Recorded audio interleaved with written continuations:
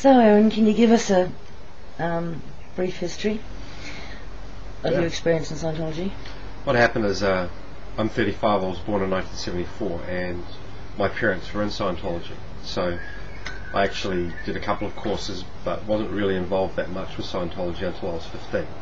And when I turned 15, I actually joined on staff and became a member of the Sea organisation at the age just after my 15th birthday. Yeah. And I stayed there until I was 21. So I did 6 years for them.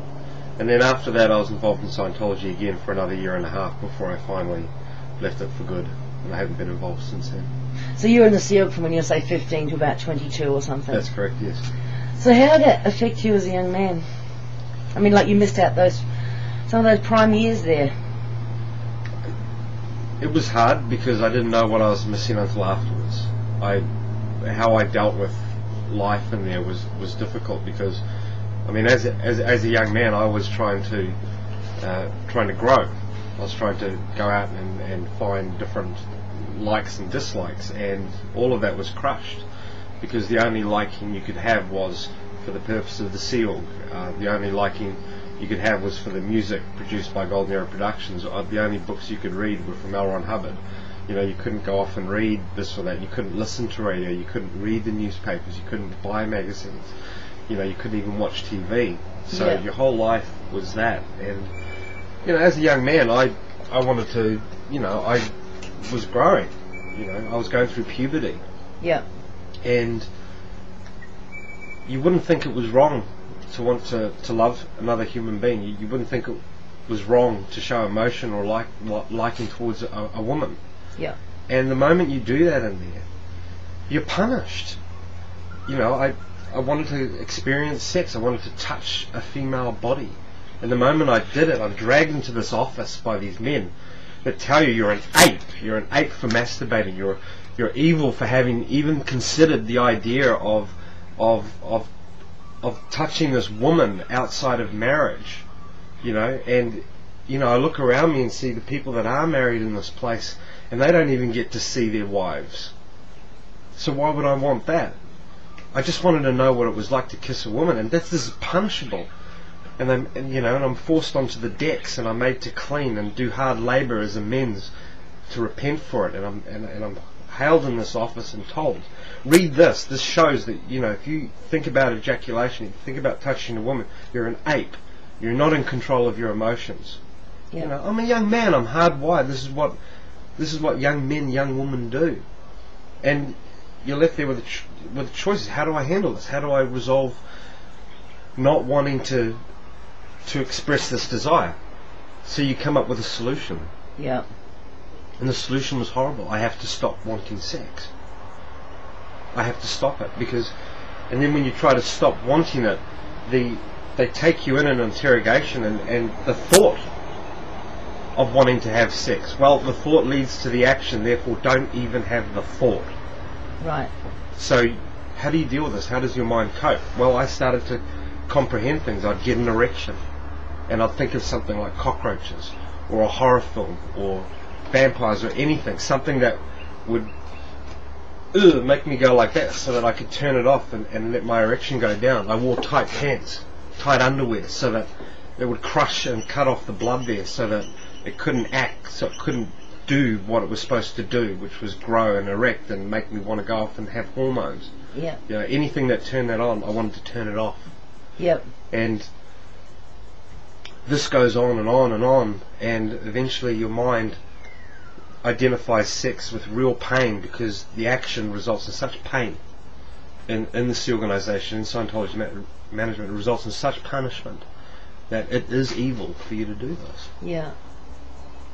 This is a fundamental dynamic and a right of a human being and a desire, and you know, it's gone, it's crushed. And while everyone else out there was going through that between their great teenage years and experiencing and finding out true love, I was finding out what it was like to be punished for the thought.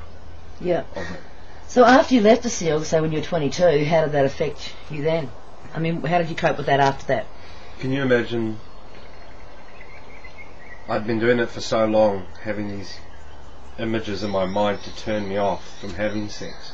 That when it actually came time to be with a woman properly outside the church confounds and have sex, Yep.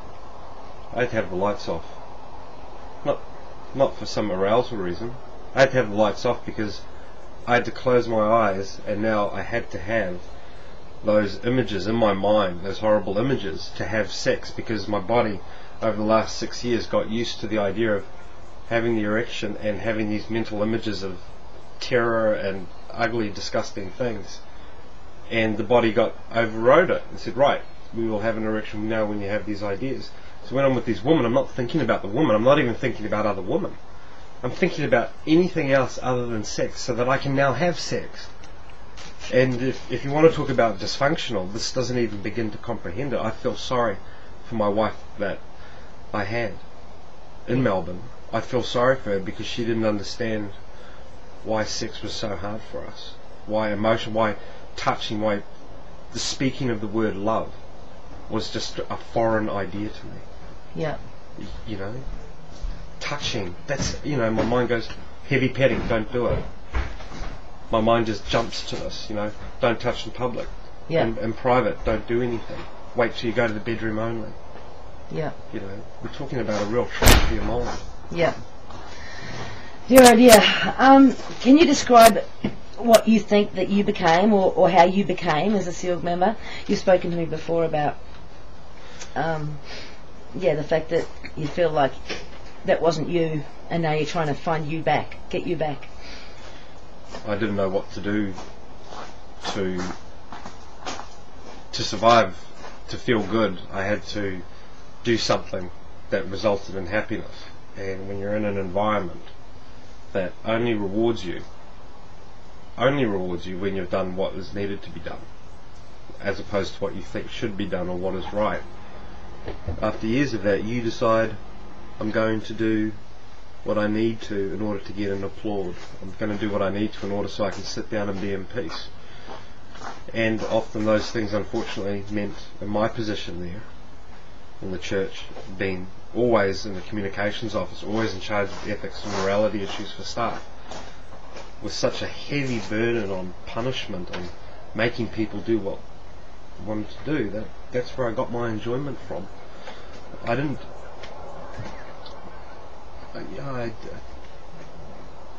have friendships like that. My friend could be a friend the next day, and then the next day I'd be penalising them out of a job. So I had to learn that you didn't get happiness from friendships, and relationships were a no-go.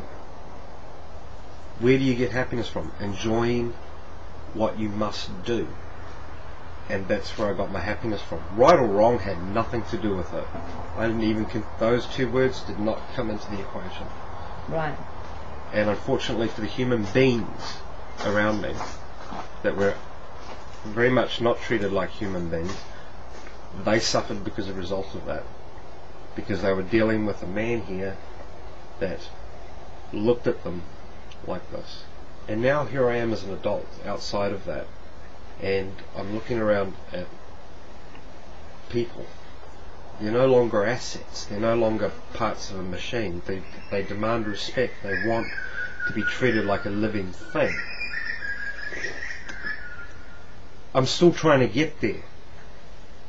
I'm sorry, but for 6 years of my life, non-stop, every day, assets. They're parts of a machine, and I must make them work. So you didn't consider, or you didn't view them as people with feelings, or... Well, you can't, no, because even the concept of dealing with their feelings, or am I going to ignore their emotions, didn't even come into the equation anymore. What has that got to do with what I've got to do for the church? I'm sorry, I have got to get this product, I have got to get this done. Their consequence of how they felt about it can't be part of the equation. And it can't be part of my equation. I got to a point where I didn't lose sleep. If I asked this person to have an abortion, I didn't lose sleep. I didn't even think twice after it. My only consideration was, God, I don't have to fill that post again with another person because they're going to abort. Or if they did decide that they were going to have the baby, then I was going, Christ, I have to hire someone to replace them. There was no joy, there was no celebration, there was no